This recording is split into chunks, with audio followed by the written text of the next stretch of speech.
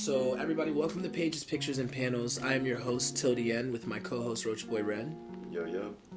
And today we are coming to you with some stellar thoughts that we've been thinking about for the last couple of days regarding Marvel Netflix. I guess that's where we'll start. Red, what are your thoughts? Well, for the most part, I want to focus on Daredevil and Punisher, because those series are both fantastic. But I'll cover the rest of the series briefly. I don't want to spend too much time on them. Yeah. In a nutshell, Iron Fist sucks. Jessica Jones and Luke Cage are about the same quality, and they're not Daredevil and Punisher tier, but they are better quality than expected out of the characters. Yeah. And Punisher was arguably the most compelling of all the shows. Yeah. Like, Daredevil was the best show, inarguably, but Punisher made you actually feel for Frank Castle all the time. Not a lot of people can relate with Matt Murdock's story. Yeah. On, like, in the details of it. On face value, a lot of people obviously could. But, like, losing your family is something anyone can relate to. Yeah. And, like, the way they portrayed his, like, emotional collapse after that was very real world and gritty. Absolutely. Great tone.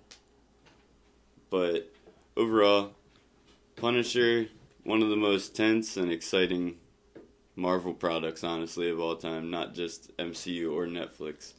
Like, even when things weren't happening, it felt like it was intense at all times. Just his presence as the character.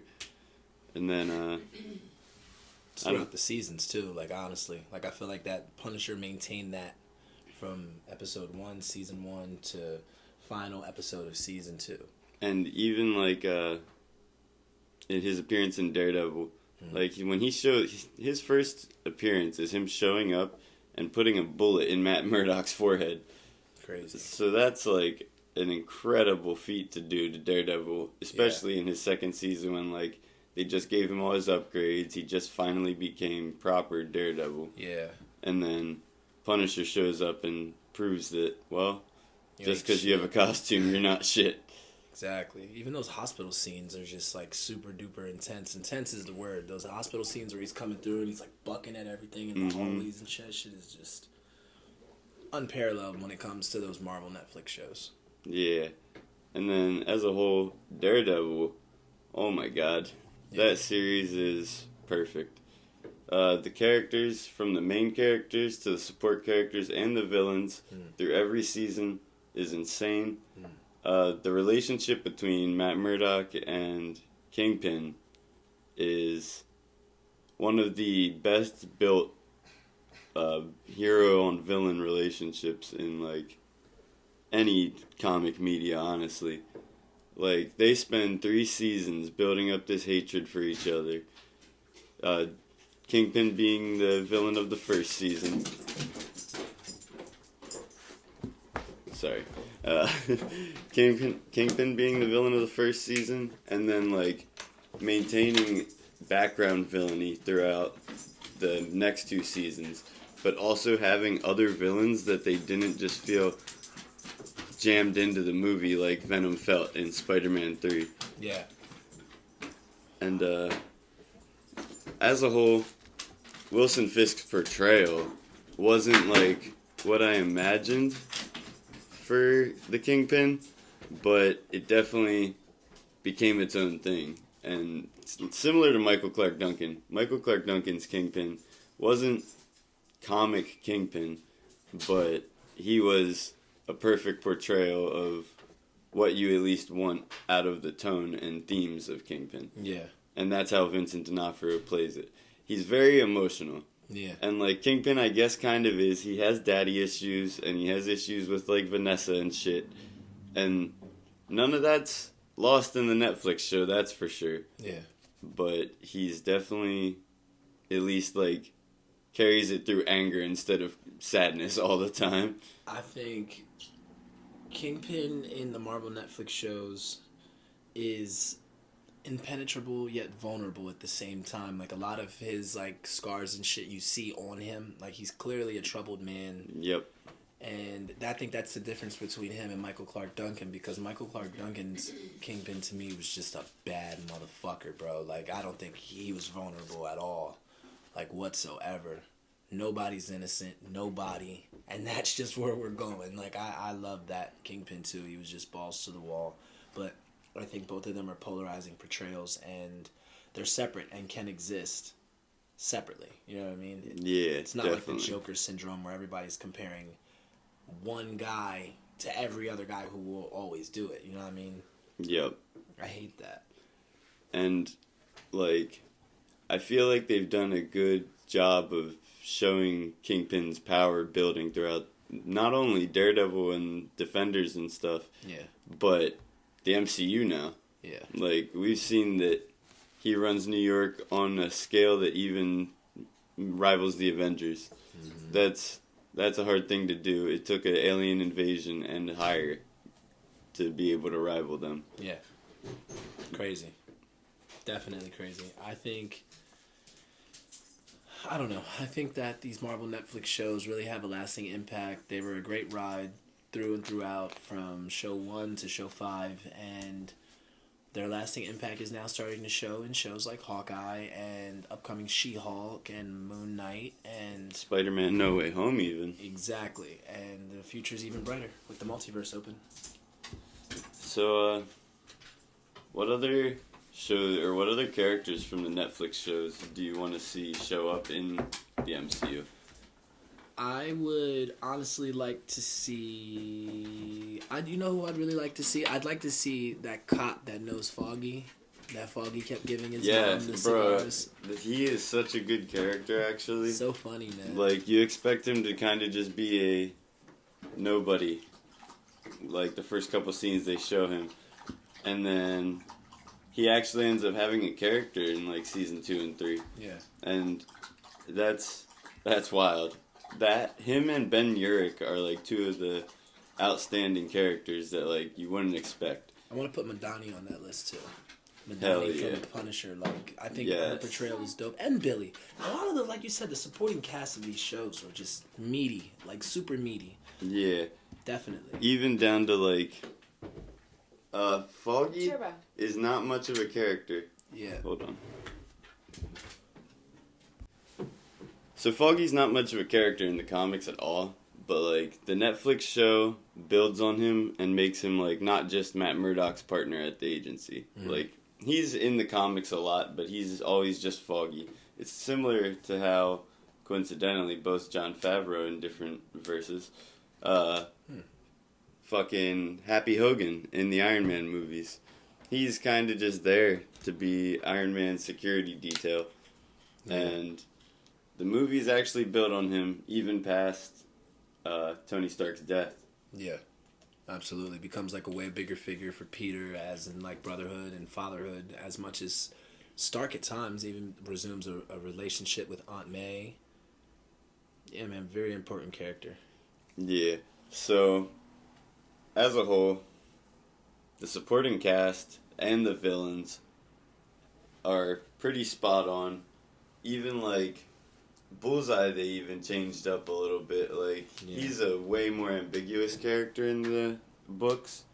And, like, they laid his shit out throughout the season. And, like, at the end of the season, there's really not much secrets to, like, why this guy is as fucked up as he is. And, like, you understand and resonate with him. Yeah. You don't ever feel or empathize with Bullseye in the comics. That guy is, like, cold-blooded, genuine evil. That's a Marvel Netflix thing, I believe. Like, they're really good at making you see both sides of the chessboard instead of just one. Not just protagonist, but even antagonist. You start to sympathize with them and empathize with them. And that, again, is just the lasting impact of those shows. I hope that it carries over to these Disney Plus shows. And, I mean, I guess it does when they did Falcon and the Winter Soldier, because I felt bad for the U.S. agent at times. I really did, trying to live up to an image that he never could, having to alter himself to be accepted. He believed, like, I know a thing or two about that, and, like, I don't know, like, it's just different. It's different. It hits different, and that again, I believe, is that lasting impact from the original process and formula of those Marvel Netflix shows.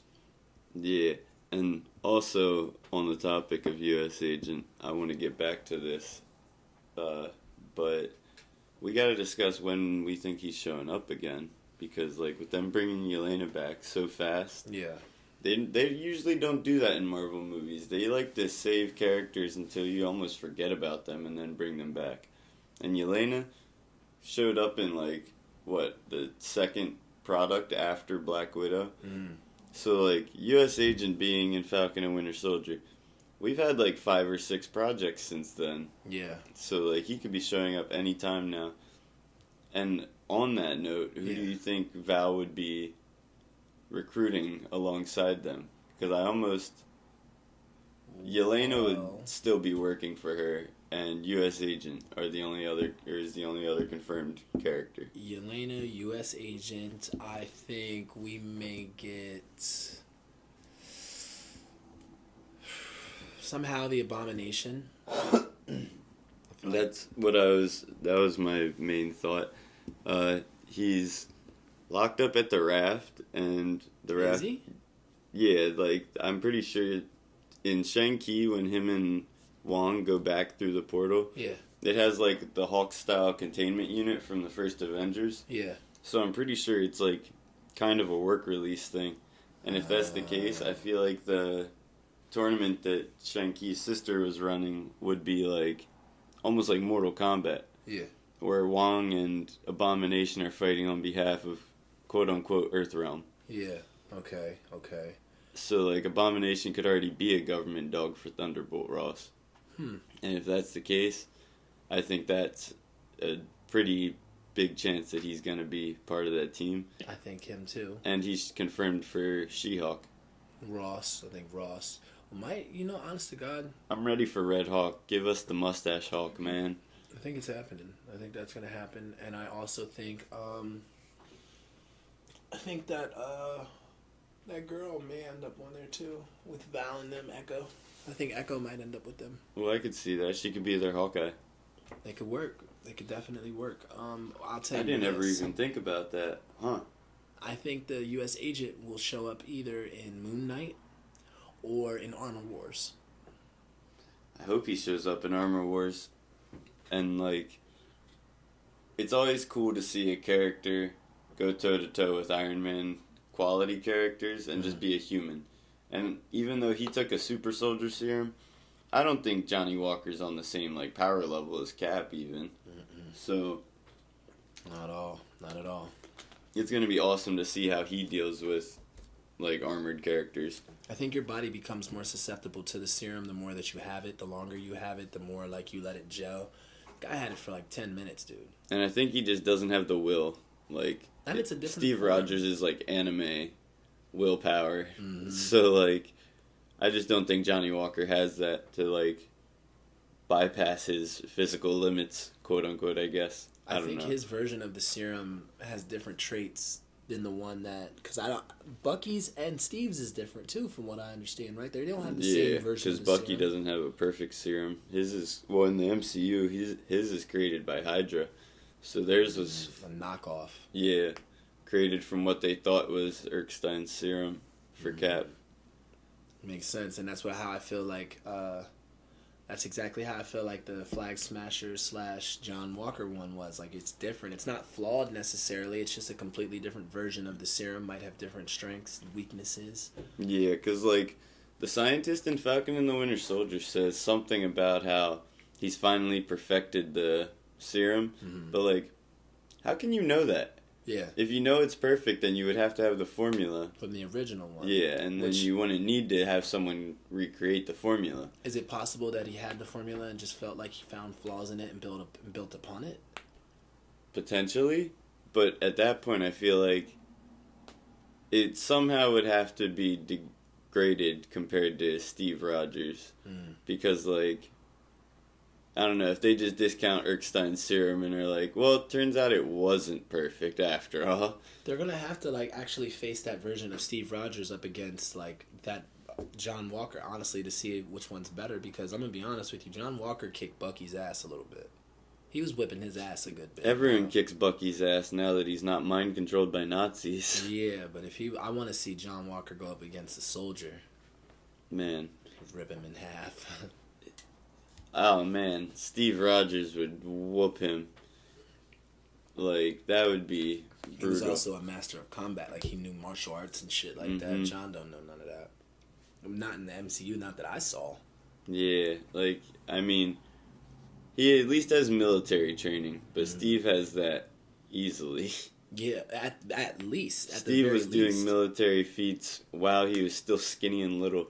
Right. And then the motherfucker comes to our day and age and literally learns from what it looks to me from Captain America and the Winter Soldier onward is Kung Fu. Yeah. Like, he's basically Kung Fu fighting, bro. When he fights George St. Pierre on the boat. Legit Kung Fu fighting George St. Pierre. Or even when he fights himself in Endgame. Legit Kung Fu fighting Cap. Like, that's why I fell in love with that character, and I want to thank the Russo brothers for that portrayal, because we didn't necessarily have that Cap portrayal in the first Avenger. I can't lie, bro. That's my least favorite MCU movie. What? Captain America and the First Avenger. What? Yeah, man. I love that movie. It's the least eventful fight-wise. Like, I felt that. Like, it's not the type of It definitely feels like a war movie. And that's fine if that's what I'm there for. And days that I go there for that, it's great. But days that I need my MCU, bing, bang, boom, punch in the mouth, like, feed, I can't get that from there. You go to Civil War and Winter Soldier for those. Absolutely. Russo brothers all the way for the win. Man, least favorite MCU movie, though. That's hard. I don't know. I have to get back on that. I was going to say, please don't say Dark World. That movie's not as bad as everybody says. I was just thinking, my first thought is always Iron Man 3. Yeah. That's some fucking trash. Yeah, man. Very trash. There are some cool moments. I rewatched it recently, and, like, there's some good scenes. The scene where Foggy gets blown up by the extremist guy, that was pretty crazy. But other than that, like, Iron Man really got nursed back to health by a fucking, like, 10-year-old kid. Yeah. And then blew up all his suits just to get him back in the next movie. Ridiculous. He always had a contingency plan, I guess, but... What's our next segment? Well, let me backtrack a minute, actually, to Netflix characters that we need to see. Claire Dearing, Rosario Dawson's character. Night Nurse. Yeah. She was fantastic. I love Rosario Dawson. Yeah. I loved her for so long. Yeah. And now that she's a part of Disney because of Mandalorian and Ahsoka, it makes sense that they would want to bring her in too, because they already know her and have already talked with her and already have built that relationship. Can we go out on a limb and say that we all love Rosario Dawson and all have always loved Rosario? If one person's listening to this anywhere on the planet and you are thinking that you don't like Rosario Dawson, I want you to headbutt a brick wall repeatedly. I can agree with that. She's great and does great movies and just seems like a great person. And yeah, man, great vibes on screen. And she brings us great stuff like Ahsoka in Star Wars, Night Nurse, Mimi from Rent, and so on and so on. She was even the fucking bomb in Men in Black 2, motherfuckers. You know what my favorite Rosario Dawson role is? Clerks 2. Dude. Like... Hey, Clerks 2. Yeah. Where she just was... I just showed that to her yesterday. Bro, it's my favorite Kevin Smith movie, hands down. I've been like easing her into there. She hated Clerks. Oh, damn. Well, the first Clerks is, I understand, it's black and white and it's boring. I love black and white. Really, I think it was the characters. I just wasn't like... Randall's too much for her. In real life... Randall's hilarious. Yeah, in real life, I wouldn't tolerate people like that. Like, I would just be like, okay, I'm out of here. Yeah, she kept saying, she's like, this guy. Like, thank God it was a movie, yeah. It was like that type feeling. It's fucking... Randall and Dante are a fucking movie portrayal of Jay and Silent Bob, Kevin Smith, and Jason Mewes in real life. Mm-hmm. And, like, how they worked at a store together. It's fucking insane. Yeah. The second one was good though. It was a lot better than the first for me. The third one's gonna looks like it's gonna be even better. Have you seen anything from it? Trailers or anything? Nah. I like follow him on a bunch of different social media and stuff, and I've seen like all that the cast from 2 is back. Like Elias. It was a question if Randall was coming back actually to the movie at first. Jeff didn't want to do 2. Jeff Anderson, he didn't want to do Clerks 2. That's awful. That's literally like his shining movie. He has to be in it. You can kill Dante, but you can't kill Randall. You can't just write off Randall because who's the new funny guy? What are you gonna do? Yeah, for real. And I don't like Elias, Kevin Smith in this. And Elias cannot be the funny guy. I mean, he's funny, but he can't be the guy. Yeah, like he has to play off of someone. Bro. I don't think Kevin should have wrote this all by himself either. I feel like he should have brought in other writers for this. Like maybe, I doubt Judd would do it, but Judd Apatow. That would, honestly, I wouldn't mind that. Somebody, maybe even Seth Rogen. Somebody a bit more updated, because it's not that Kevin is shit, but like, did you watch Jay and Silent Bob reboot? Yeah. It was alright. And that's not okay to say that. Yeah. But I mean, have you watched his horror movies? I liked Red State. Did you like Tusk? Yeah. What? I hated Tusk. Yeah, I mean, Tusk, it's weird, but I stepped into it knowing it was a movie about a guy, like somebody already told me a guy gets turned into a fucking walrus, so I was like, okay, I'm stepping whimsically into this anyway, so let's just watch it, but like, you know how that movie started? They pitched it as a joke. On a fucking podcast. Yeah. I've listened to almost every episode for a 10-year stretch of Smodcast from the day it started onward. Yes, bro, I can remember that, bro. Yeah. Like, I can remember that. That's crazy. Smodcast started in 2007. Yeah, man. Like, what the fuck? Some high rambling session of Kevin Smith turns into one of the most unsettling horror movies of all time. I gotta be honest, that's one of the reasons that we're actually sitting right here as far as my behalf goes, is Smodcast. Like, that was an influential part of my life. It got me through a lot of things and informed me on a lot of things that I'm able to inform others on right here and now based off of listening to those guys. So shout out to Kevin Smith and Scott Mosier for their podcasting pioneering. Hell yeah. Shout out to Kevin Smith for all his pioneering, honestly. Absolutely. In the comic world, the movie world, the podcasting world. Fat Man Beyond, Fat Man Does Batman, those podcasts are so fantastic. That's him and, oh my god. Fuck. Black guy. And this is horrible. His name is like, I'm seeing him. I watch them. I'm seeing his name.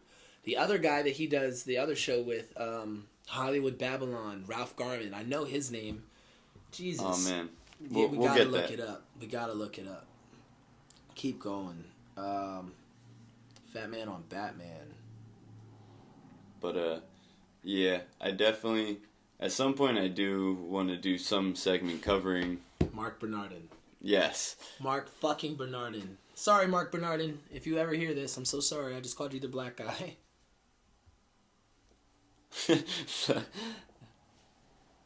But, yeah, I do want to do a comics corner dedicated to the Kevin Smith Daredevil run, actually. Never read it. It's a fantastic time, and it'd definitely be worth looking into, especially in light of the reignition of Netflix. I definitely gotta fucking check that out. So, fan casting. Alright, so I've been saying for the past couple of days we've been talking about it.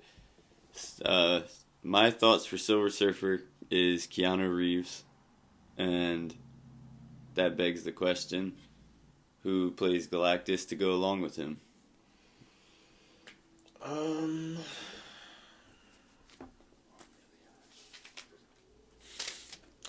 John Goodman. I can see that. John Goodman. So, I don't remember who Zeus was voiced by in the original Hercules movie. The cartoon. Not the original, I guess, technically. But the quality one. But either way, he always sounded like John Goodman to me. That's what I thought it was when I was younger. Yeah. And I always look it up and I never can remember. I'm terrible with names. But, Rip Torn. Yes.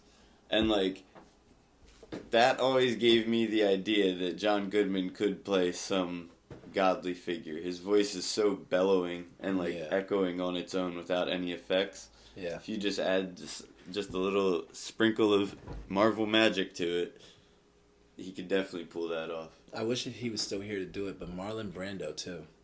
That would be crazy. As Galactus. I could see that. Didn't he play Jor-El? He played Jor-El too before. Yeah.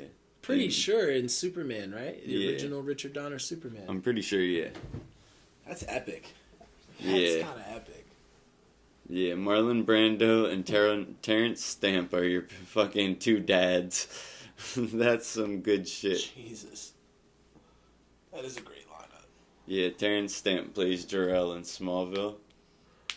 I never got to watch that show. What? Yeah, man. It's actually... It declines over the seasons, but... Isn't it in the Flashverse? No, technically it's its own universe. I wish they would have honestly kept that a thing. It's in the CW verse, though. Yeah, it's part of CW. And then... Because it was on Crisis? Yeah. Yeah. And that's pretty cool.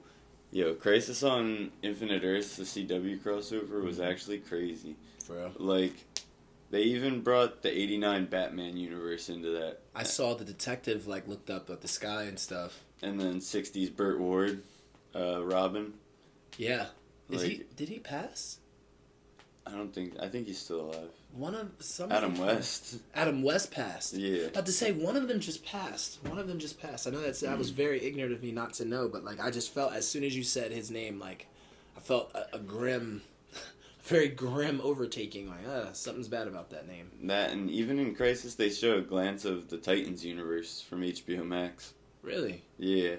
It's just a clip of Superboy and Jason Todd, but... Huh. Jason Todd's actually a surprisingly good character in that show, too. I feel like that show, like I said before, it progresses too quickly. I feel that. I definitely You miss an feel episode, that. it's like... Yeah, and certain character deaths in that show are Raven? blinking, Wonder Girl. Is Raven dead? No, technically not. She's just not in the show? No, she's in it. I seen her in the first season, but then I skipped ahead and started watching some future episodes and just couldn't find her. I feel like she's not in a lot of the second season. I think it's something involving Trigon, because that was a lot of the first season's villain. Keeping him away and shit, ain't? Yeah. And then at the end of that season, she goes to Themyscira, actually. Where Diana's from. Yeah. And then that's what she's doing for most of season 3. Okay. But she comes back and does some cool shit. What, learning to control her shit or something? Yeah, finally. Nice. That's a nice arc. I gotta sit down and really sink into that show deeply. But not to get off track. Oh yeah. But my thoughts on Galactus, I was thinking similar to Benedict Cumberbatch, how he did both Doctor Strange and Dormammu. And the fact that in Multiverse of Madness, he's going to be playing at least 3 different Doctor Stranges. Yeah. MCU, or the MCU is capitalizing on that possibility. So I think it'd be cool kind of if Keanu Reeves also did Galactus to go along with his Silver Surfer. And then just alter the voice so it doesn't sound like Keanu Reeves, obviously. Yeah. But he could play that robotic cosmic being perfectly that's needed for both Silver Surfer and Galactus. Yeah. And we've seen that he can play both peaceful and aggressive.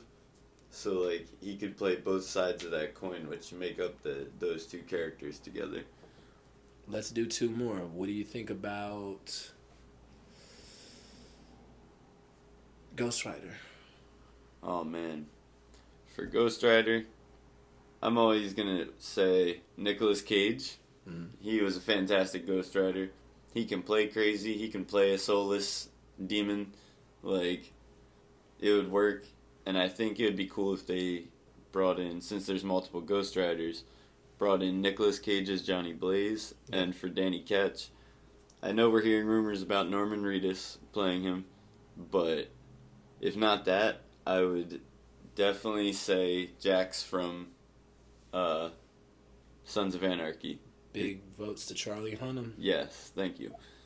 And to go along with that, in my notes, I actually wrote down that one of his main antagonists, Vengeance, he's kind of like his Venom. He's just like a big muscular version.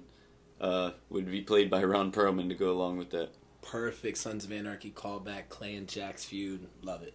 The way Ron Perlman plays Hellboy in the original Hellboy movies, it would be perfect if he played it just like that, but a little more cold-blooded. Like, I like the comedic aspect of Vengeance, because it's someone, like, I feel like Ghost Rider always takes his power so seriously.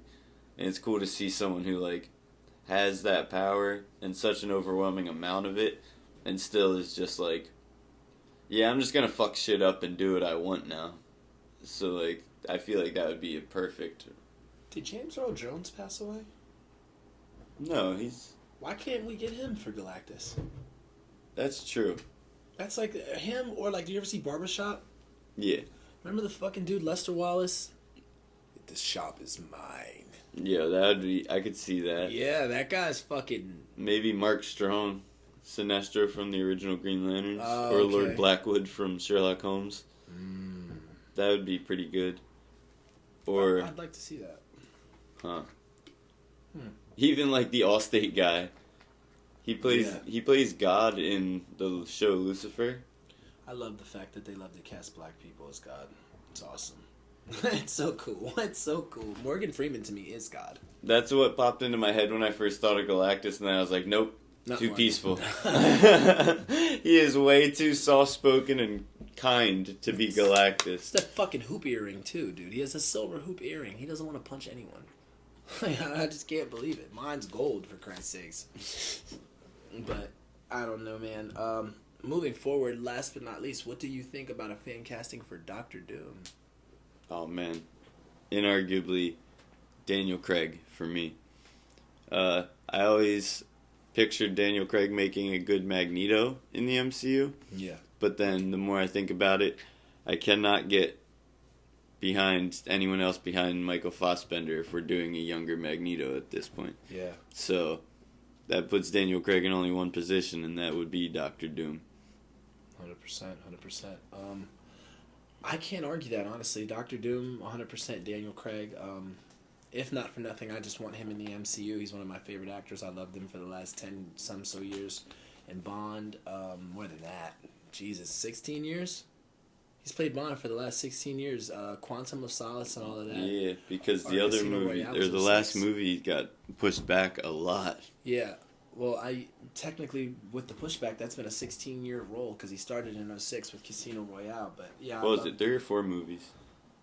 I think it's more than 4, bro. It might be 5. What? It might be 5. Casino Royale, Quantum Quantum of of Solace. Solace, Skyfall. Whatever this last one is. No, there's another one. And then this last one. There's 5. That's crazy. Yeah, I gotta actually look that up. But yeah, it's inarguable. Like, And like the way he portrays all his characters, and a lot of them have like these heavy, over-exaggerated accents and stuff. I Yeah. definitely think he could do like the Germanic Latvian accent really well, and make it sound comic booky, but not cheesy. Like you would still be able to pull it off and be intimidating with it. Casino Royale, Quantum of Solace, Skyfall, Spectre, That No Time to Die. I forgot about that movie completely. Spectre? Yeah. Yeah, man, these movies are fucking nuts. I saw all the way up, like, intently till Skyfall. Skyfall's the one where, like, mom gets killed, right? Yes. Yeah, okay, yeah, that's the one that I saw all the way up into. And then Spectre kind of just, like, came at a time where I just wasn't able to, like, digest a Bond movie in its entirety. And I just never got with it, which I might have that as an undertaking. Because she's never seen any of the Daniel Craig Bond movies in its entirety. So maybe that'll be our week. What do you think, babe? Works? She's shy again, ladies and gentlemen. They're fantastic. Yeah. Daniel Craig is just a fun time. Honestly, like, the way he portrays characters, like, even if the movie's not that good, like, I don't know if you saw Knives Out, I did not know. but it's like, it's pretty much just Clue, And it's not like the craziest idea. It has predictable plot points and everything. Yeah. But Daniel Craig and also Chris Evans, actually, he's in that movie. Yeah. Their charisma on screen is pretty much just what carries the movie. Yeah. So, like... I'm going to have to check it out. Yeah, I could definitely see that being the case. So, what are our closing thoughts for the episode? Iron Fist sucks. Yeah. We can stamp that. Defenders was meh. Yeah, Netflix as a whole, overall, I'll give it like a minus. Give it a thumb up. Yeah, I'll definitely give it a thumb up. There we go. Thumb up. I will give Daredevil all the thumbs up. I will give Punisher both thumbs up. Yep, there we go. You've heard our fan castings. Keanu Reeves as Silver Surfer, John Goodman as Galactus, Daniel Craig as Doom, and Nicolas Cage as Ghost Rider. Yeah, please bring him back. Bring him back. Bring him back. Give us him, Charlie Hunnam, and fucking Norman Reedus as a trio of Ghost Riders. Why not? And make them all fight Ron Perlman. Nice. There we go. That's the Ghost Rider verse. And that, ladies and gentlemen, has been this edition of Pages, Pictures, and Panels. Red, you got anything coming up this week? Yes. Stay tuned later this afternoon for another episode of Roach Boys Comic Corner, where we're going to be covering America Chavez in preparation for Doctor Strange and the Multiverse of Madness. And we will be having some retro reviews coming with a special guest host this upcoming month, week, day. You never know when we're going to drop something on you. I also will be coming with a couple of my own content features very soon. But until then, tune into Pages, Pictures, and Panels. I am your host till the end with my co-host, Roach Boy Red. See you guys. Later.